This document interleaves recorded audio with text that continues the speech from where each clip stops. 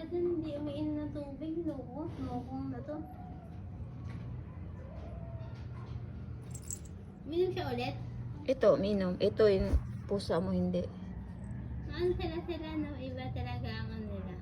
Sinisinok mo.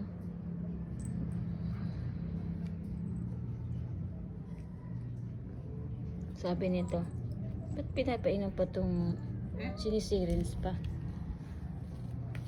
Sinisirins pa yung ano. Halos na ng ano niya, gustong-gusto niya yung lasa nun.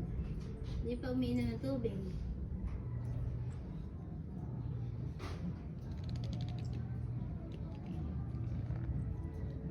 Wala kayo dyan.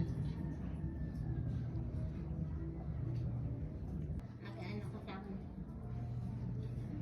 Hindi na ako nang mabuti yung ano, kasi baka mapaw. Kung na sinakulo, okay na ba to?